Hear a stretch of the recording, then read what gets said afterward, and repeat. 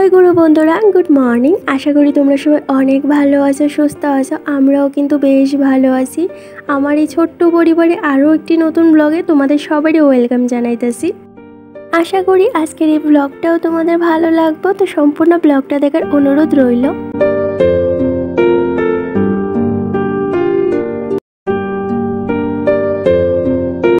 এখন সময় হইতেছে সকাল 7টার মতো। তো আজকে ব্লগটা আমি এখান থেকে শুরু করলাম। অবশ্যই ব্লগের সঙ্গে থাকো।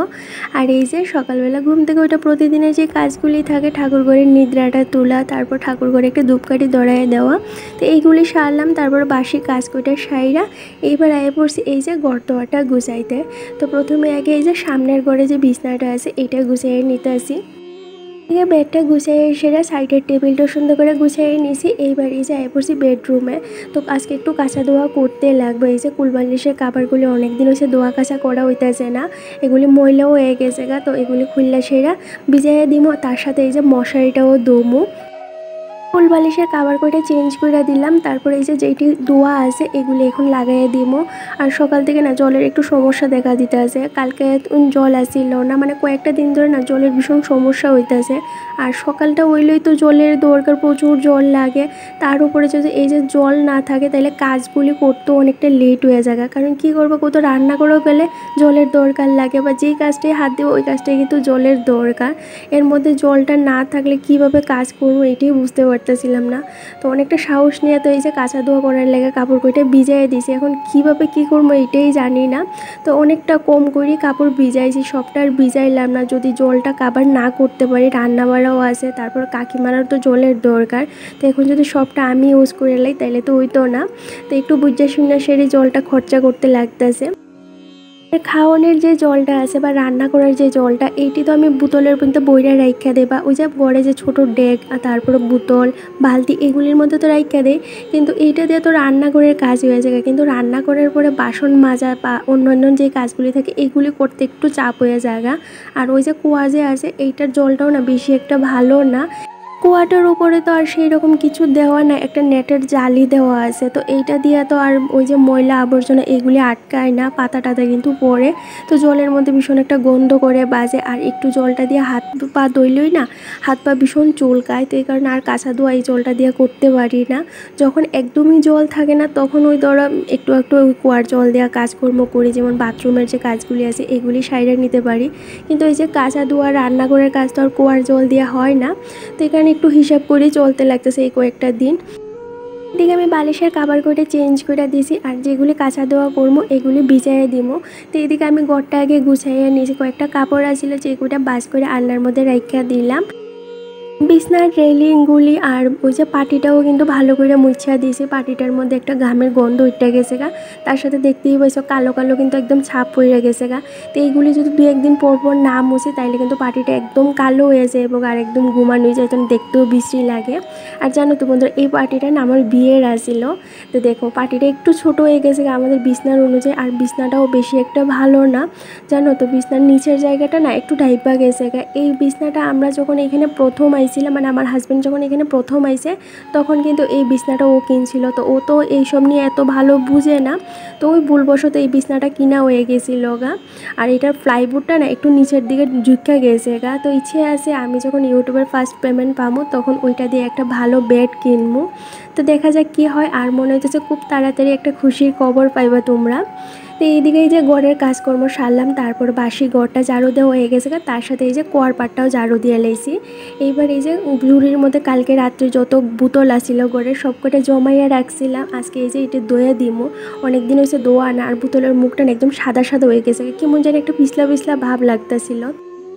তার সাথে এই যে বা চারিটাও একটা পিছলা পিছলা হয়ে গেছে বোতল যেহেতু এটার মধ্যে রাখি জলও পড়ে, তো একটা পিছলা পিছলা ভাব হয়ে যায়, সাদাও হয়ে যায় তো এইটা একটু ভালো করে দইয়া এই যে বোতলগুলি এবার একটু ভালো করে দইয়া দিতেছি। আর আমার অনেক দিদিভাইয়ের আছে জানতে চায় আমার ঘরে যে ফার্নিচারগুলি আছে এগুলি কি আমার বিয়ের নাকি। না গো দিদিভাই, এখানে কিন্তু কোনো জিনিসই আমার বিয়ের না। আমার বিয়ের যে ফার্নিচারগুলি আছে এগুলি কিন্তু বাড়িতে, কারণ এইগুলি তো এখানে আনা পসিবল না। হ্যাঁ আনা যায় এইখানে, কিন্তু আনতে গেলে না একটু বেশি খরচা বইরা জায়গা। এগুলি আনতে গেলে বড় বড় যে লরিগুলি আছে এগুলি হায়ার করে তারপরে আনতে লাগবো, আর এগুলির খরচা এখন আমরা একদমই অ্যাফোর্ড করতে পারতাম না। আর এখানে যেহেতু আমাদের বাড়িঘর নাই, বাড়ি জানি না কবে এখান থেকে আবার শিফট হয়ে জায়গা, তো এত জিনিসপত্র তো বারবার এখান থেকে এখানে নেওয়া যায় একদমই পসিবল না। তো যখন নিজের বাড়িঘর হইব তখন কিন্তু সমস্ত জিনিসপত্রই আনবো, তার সাথে তো আমার শ্বশুর শাশুড়ি আইব। এখন যেহেতু শ্বশুর একটু শরীরটা ভালো তাই না চলতে পারতেছে, এই কারণে উনি কিন্তু দোকান চালায়।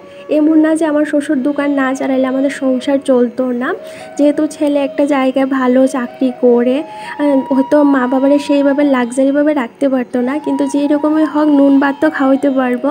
তারপর আমার শ্বশুর চাই না এখানে আইতে, শ্বশুরকে যতদিন করতে পারি করি, যখন পারতাম না তখন তো আইমই, ছেলে তো আসে ওই। তো আমরাও না ফোর্স করি না, যেহেতু এত বছর কাজ করে আইসে, হঠাৎ করে যদি তাই না ঘরে বয়াই দিই তাহলে শরীরটা বেশি খারাপ হয়ে যাবো গা। আর মা তো আইতোই না বাবুরা ফালাইয়া, তো কারণে আমরাও ফোর্স করি না, যখন তাদের ইচ্ছে হবে তারা এখানে আইব। মা বাবু আয়া পড়লে তো বাড়িটা একদম ফাঁকা থাকবো, তখন তো আর ফাঁকা বাড়িতে জিনিসপত্র এইভাবে ফালাই রাখতে পারতাম না। তখন অবশ্যই এখানে সমস্ত জিনিসপত্র আনো, আগে নিজের মাথার উপর একটা ছাদ তৈরি করি, তারপরে আস্তে ধীরে সমস্ত জিনিসপত্রই করবো। তো যাই হোক, এইদিকে দেখো তোমাদের সাথে গল্প করতে করতে বোতল কয়টা দয়ে রাখছিলাম, আর যে বোতলগুলির মধ্যে অনেক দিন ধরে জলটা রাখা দিয়েছিলাম এই বোতলগুলি একটু ভালো করে সাবান জল দিয়ে দইয়া দিয়েছি, দইয়া উপুত করে রাখা পড়ছি কুয়াটার উপরে। এইবার এই যে পড়ছে ঘরের সামনের জায়গাটা ঝাড়ু দিয়ে আসে একটু জল দা দইয়া দিমু। গতদিনের ব্লগে দুলন রয় আইডি থেকে কমেন্ট করছে, বোন তুমি যখন সকালবেলায় ঘরের সামনের জায়গাটা একটু দইয়া দিবা তখন জলের সাথে একটু হলুদ মিশিয়ে দইও, তাইলে দেখবো সংসারে অনেকটা কিন্তু পজিটিভিটি আইব। তো এই কমেন্টটা দিদিভাই করছে, তো বেশ ভালো লাগছে। সত্যি ওই জিনিসটা আমি জানতাম না, আমি এইটা জানতাম যে নুন জল দিয়ে বাড়িঘর দইলে নাকি সংসারে পজিটিভিটি থাকে, ঘরে লক্ষ্মীশ্রী আয়, সংসারের উন্নতি হয়। তো এই কথাটা যেহেতু তুমি কইছো, নেক্সট টাইম থেকে অবশ্যই আমি জিনিসটা মাথায় রাখা সেটা কাজগুলি করবো। তো তোমরা যখন এই ছোটো ছোটো জিনিসগুলি আমার সাথে শেয়ার করো আমার বেশ ভালো লাগে, কারণ আমারও এমন অনেক অজানা জিনিস আছে যেগুলি আমি জানি না, আর এগুলি করলে হয়তো সংসারে ভালোই হইব। তোমরা করো দিকেই তো আমার এই জিনিসগুলি তো আমার বেশ ভালো লাগে, জানো তো তোমরা যখন নিজের মনে করে আমার এই কথাগুলি আমার সাথে শেয়ার করো, তো অবশ্যই আমি নেক্সট টাইম থেকে এই জিনিসগুলি মাথায় রাখবো। এদিকে আমি ঘরের সামনের জায়গাটা ধুয়ে এসে তুলসী বেদিটাও ভালো করে একদম ধুয়ে শ্যাওলা বইরা গেছিল গা, তা হাত দিয়ে এসে একটু ঘষে এসে পরিষ্কার করে দিছি, গাছেও জল দেওয়া হয়ে গেছে। এইবার এই যে গড়দরটা মুছা নিতেছি। তো গতদিনের ব্লগের স্বর্ণালী দিদিভাই কমেন্ট করছে যে তুমি খুব ভালো মনের মানুষ, তোমার কথাবার্তাতে প্রকাশ পায়। দুর্গাপূজার শপিং কবে করতে আসো, আর কোনো সময় যদি কলকাতায় আয়ো তো অবশ্যই আমার বাড়িতে এসে ঘুরে যাইও। তো থ্যাংক ইউ সো মাচ এত সুন্দর একটা ইনভিটেশনের লেগে। তো অবশ্যই যখন নেক্সট টাইম কলকাতায় যাবো তোমার সঙ্গে দেখা করবো। সত্যি কথা কইতে কি জানো তো, কলকাতা না এত বেশি যাওয়া আসা হয় না আমাদের, কারণ বেশি একটা দরকার পড়ে না। কিন্তু মনে হইতেছে এইবার না ডিসেম্বরের দিকে কলকাতায় যাইতে হইব হাজব্যান্ডের কাজের জন্য, কারণ ওর একটা অফিসিয়াল কাজ আছে, তো ওই কাজের জন্য ওর কলকাতা যাইতে হইব। তো ও যেহেতু যাইব একা বাড়িতে আর আমি থাকতে পারতাম না, তো আমিও যাবো। তো চেষ্টা করবো ওই সময় তোমার সঙ্গে দেখা করার। এদিকে সকালে সমস্ত কাজকর্ম সারলাম, তারপরে এই যে স্নানটাও করে আয়া পড়ছি। এবার এই যে তেল সিঁদুর দিলাম আর একটু লিপ বাম দিয়ে দিলাম। এই শীত গরম 12 মাসে না আমার লিপ বাম লাগে, লিপ বাম ছাড়া কেন জানি আমার ঠোঁটটা ভীষণ টানে। তো যতই গরম থাকো একটু কিন্তু লিপ বাম আমি ইউজ করি ওই। তো এদিকে এই যে তেল সিঁদুর দিয়ে আয়া পড়ছি, ছাদে কাপড় বইটা মিল্লা দিয়েছে, যা একটা রৌদ্র উঠছে ছাদে পাওই রাখা যাইতেছিল না, আর জুতাটাও আনতাম একদম মনে আসছিল না, আর পাগুলি ভীষণ জ্বলতেছে। তো এইদিকে এই যে কালকের যে শাড়ি আসিল আর বাসি জামা কাপড়, তো এইগুলি এই যে দোয়া কাচা কইরা দিলাম। হাজব্যান্ডেরও কয়েকটা কাপড় আসিল, আর প্রতিদিনই জানো তো না হইলো 2 থেকে 3টা আমার নাইটি ভিজে। এই যে গাইম্মা শাড়িরা রান্না বান্না করার পরে এই নাইটিটা চেঞ্জ করতে হয়, সন্ধ্যার দিকে চেঞ্জ করতে হয়, প্রতিদিন কইতে পারে এক প্রকার 3বার কিন্তু আমি স্নান করি, এত পরিমাণ ঘামি। এইদিকে কাপড় কয়টা মেললা কয়েকটা ফুল নিয়ে আয়ে পড়ছি গড়ে। এইবার এই যে ঠাকুর পূজাটা দিয়া দিমু।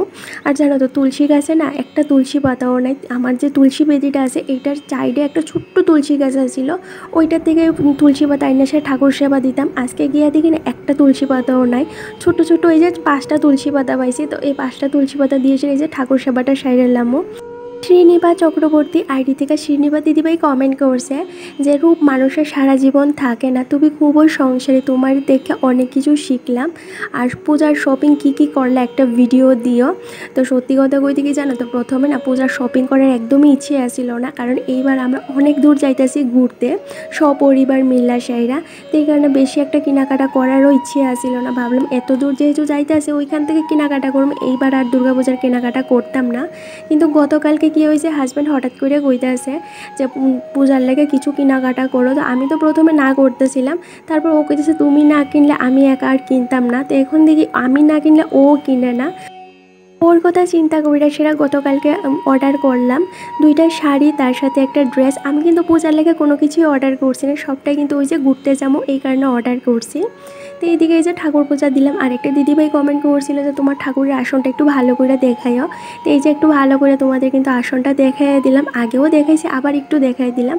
আর সত্যি আমার এই আসনটা দেখলে না আমার নিজেরই এত ভালো লাগে, বারবার দেখতে ইচ্ছে করে, একেবারে যেমন মনটা ভরে না। তো এইদিকে ঠাকুর সেবাটা সাইডে আয়ে পড়ছে এই যে রান্নাঘরে। আর আজকে দিনটা আসলে শুক্রবার। তো এই যে সকাল থেকে সমস্ত রান্নাঘরটার ঘর বাড়ি সবটাই পরিষ্কার করলাম, যেহেতু শুক্রবার আমরা নিরামিষ খাই। তো এখানে শুক্রবারে না কাজের চাপটা একটু বেশিই থাকে, সকাল থেকে একা হাতে কোন দিকে ছুটমো কোন দিকে ছুটতাম না এইটাই বুঝতে পারি না। তো নিজের অনুযায়ী কিন্তু সমস্ত কাজগুলি করি, কারণ শুক্রবারে একটু নিরামিষ রান্নাবান্না বা বাড়িঘর পরিষ্কার করতে লাগবো। তো যতক্ষণ স্নানটা না করবো ততক্ষণ না কোনো কাজের এই যেমন একটা সেব হয় না। তো এই যে স্নান করে ঠাকুর সেবা সাইরে সকালের বাসি কাজ না সাইরা স্নানটা করতে আমার একদমই ভালো লাগে না। তো এখানে বাসি কাজকর্ম সাইরা এই যে স্নানটা করে ঠাকুর সেবা দিয়ে তারপরে কিন্তু রান্নাবান্না করি, কারণ রান্না করতে বেশি একটা সময় দেখবার লাগে না যদি সমস্ত জিনিস কইটা রেডি থাকে। তো আর আজকে রান্না করলাম কি করতো, একটু নিরামিষ তরকারি, তার সাথে একটু ভাজা করছিলাম আর একটু ডাল করলাম। তো এইটা দিয়েই আজকে দুপুরের খাওয়াটা হয়ে যাবে গা। তো এই যে রান্নাবান্নার পরে রান্নাঘরটাও পরিষ্কার করে নিতে আসি। তোমাদের সাথে আজকে ছোট্ট একটা রান্নাঘরের টিপস শেয়ার করি, যেটা হইতেছে রান্না করার পরে কিন্তু সঙ্গে সঙ্গে রান্নাঘরটা পরিষ্কার করে নেবে। সেটা সকালে হোক দুপুরে রাতে যখনই রান্না করবা এটো রান্নাঘর রেখে বা এটো বাসন রেখে কোনো দিনে কিন্তু খাওয়া দাওয়া করতে নাই, এতে সংসারে অমঙ্গল লাগে। আর তার সাথে কিন্তু হাজব্যান্ডেরও অনেকটা ক্ষতি হয় যদি হাজব্যান্ডের খাওয়ার দো এটো রান্নাঘর রাখা সেটা। তো এই জিনিসটা আমি মানি, আর এই কারণে তোমাদের সাথেও শেয়ার করলাম। আর একটু করলাম এই যে কাঁঠাল বিচির ভর্তা, অনেক ইচ্ছে করতেছিল কাঁঠাল বিচির একটু ভর্তা খাওয়ার। তো কাঁঠাল বিচির ভর্তা করলাম। তারপরে এই যে আয়ে পড়ছি ছাদে কাপড় নিতাম, দেখো এক রোদ্রে না কাপড় করে শুকায় একদম কটকটা হয়ে গেছে গা, এতে বেশি রাখলে কাপড়ের রঙটা জ্বলে যাবো গা। তো কাপড় কইটা আইনা রাখিয়ে দিয়েছি চেয়ারটা, কাপড়টা একটু ঠান্ডা হলে তারপরে বাস করে রাখবো। একটা বন্ধু হইতেছে সঞ্জয় দাস, পম্পা ভৌমিক, সমীর ঘোষ, দেবাশিস সর্দার, শুভ্রা পেটু, দুলন রয়, স্বর্ণালী দাস। পরিমাণে রৌদ্র রান্না করে এত গরম আমি তাড়াতাড়ি করে রান্না করে সারছি। মানে আমার আর ভালোই লাগতেছিল না রান্না করে থাকতে, এত গরম লাগতেছিল, অস্বস্তি লেগে গেছে, মনে হইতেছিল মাথা টাথা ঘুরাইতেছে আমার। ঝটফট করে রান্না করে সমস্ত কাজ সারলাম। গামতে গামতে দেখো মুখ টুক না একদম ছুইলা গেছে এই দিকটা, গলা টোলা গামতে গামতে আর মুছতে মুছতে। চলো একটু লেবু শরবতটা খাই, বেশ আরাম লাগতেছে জানো তো এটা খাওয়ার পরে, মানে ভিতরটা না একদম ঠান্ডা হয়ে গেছে এরকম লাগতেছে। তাহলে চলো এবার দুপুরে খাওয়া দাওয়াটা সারি। পেঁপে ভর্তা, রামাস ভর্তা, এই যে পাঁচমিশালি তরকারি, কাঁঠাল বিচির ভর্তা আর গরুর ডাল। ব্লগটা এখানে শেষ করলাম। ভালো লাগলে চ্যানেলটা সাবস্ক্রাইব করে একটা লাইক একটা কমেন্ট করে জানাইও।